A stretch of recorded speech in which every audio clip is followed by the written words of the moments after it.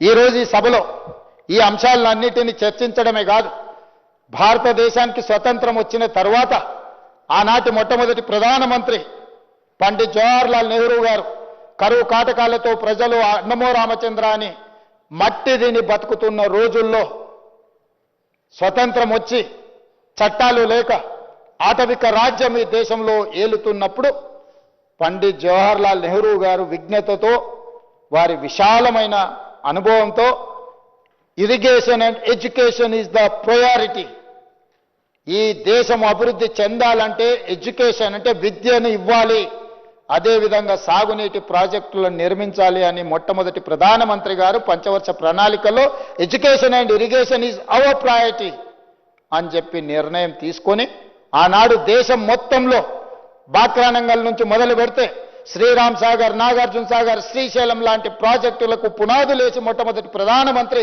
ఈ తెలంగాణ ప్రాంతంలో నిజాం సర్కార్ తర్వాత నిజాం సాగర్ తర్వాత శ్రీరామ్ సాగర్, నాగార్జున సాగర్, శ్రీశైలం లాంటి ప్రాజెక్టులను ప్రారంభించి ఈ ప్రజలను అన్నమో రామచంద్ర నుంచి ఈరోజు దేశంలోనే అత్యధికంగా వరి ధాన్యాన్ని పండించే 2,85,00,000 మెట్రిక్ టన్నుల వరి ధాన్యాన్ని పండించడానికి పునాదులేసింది మొట్టమొదటి ప్రధానమంత్రి పండిట్ జవహర్లాల్ నెహ్రూ గారు అని చెప్పి నేను అధికారికంగా ఈ సభలో చెప్పదలుచుకున్నాను అధ్యక్ష. ఇది కాంగ్రెస్ పార్టీ విజ్ఞత. కాంగ్రెస్ పార్టీ విశాల ప్రయోజనాల కోసం ప్రజల్ని కరువు కాటకాల నుంచి కాపాడడమే కాకుండా ప్రపంచానికి ఆదర్శంగా నిలబడే వ్యవసాయ ప్రణాళికలను అందించిన పార్టీ ప్రభుత్వం కాంగ్రెస్. ఈరోజు ఆ ప్రాజెక్టులన్నీ కూడా మన కళ్ళ ముందల నిలబడ్డాయి అధ్యక్ష.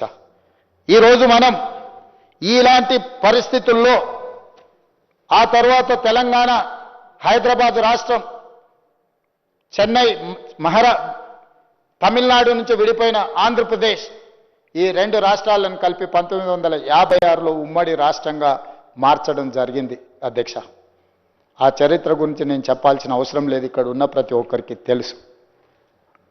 ఆ నెహ్రూ గారి వారసత్వాన్ని తీసుకొని ప్రాజెక్టుల యొక్క నిర్మాణాన్ని, అంతర్రాష్ట్ర జల వివాదాలను పరిష్కరించుకుంటూ, అంతర్రాష్ట్ర ముఖ్యమంత్రులు ఒప్పందాలు చేసుకుంటూ ప్రాజెక్టుల నిర్మాణానికి ముందుకు సాగింది అధ్యక్ష ఆనాడు ఉమ్మడి ఆంధ్రప్రదేశ్.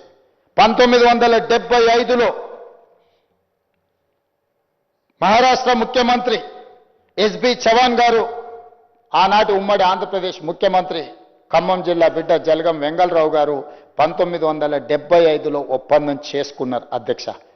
గోదావరి నదికి సంబంధించిన జలాలు మహారాష్ట్రలో వార్దా నది, వాన్గంగా నది కలిసి ఉమ్మడి ఆంధ్రప్రదేశ్ ఆనాటి జిల్లా ఆదిలాబాదులోకి ప్రవేశించినప్పుడు ప్రాణహితగా మారి తుమ్మిడిహెట్టి ద్వారా మన ప్రాంతానికి, ఈనాటి తెలంగాణ రాష్ట్రంలో ఆదిలాబాద్ జిల్లాలో ప్రవేశించబోతున్న ప్రాంతాన్ని, ఆ ప్రాజెక్టును, ఆ నీళ్లను ప్రాణహిత ప్రాజెక్టు కింద గుర్తించింది అధ్యక్ష.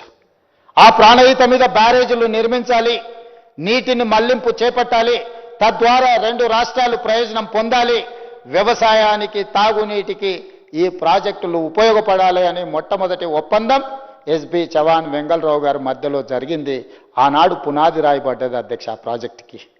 ఉమ్మడి రాష్ట్రంలో ఈ ప్రాజెక్టులు నిర్మించాలని ఆనాడు నిర్ణయం తీసుకున్నారు అధ్యక్ష. అదేవిధంగా అధ్యక్ష, ఎక్కడ అన్యాయం జరుగుతుందో అక్కడ తిరుగుబాటు పుడుతుంది, ఎక్కడ కాలే కడుపులు రగులుతాయో అక్కడ పోరాటాలు పురుడు పోసుకుంటాయి. దీనికి తెలంగాణ ప్రాంతం ఒక చారిత్రాత్మక నిదర్శనం.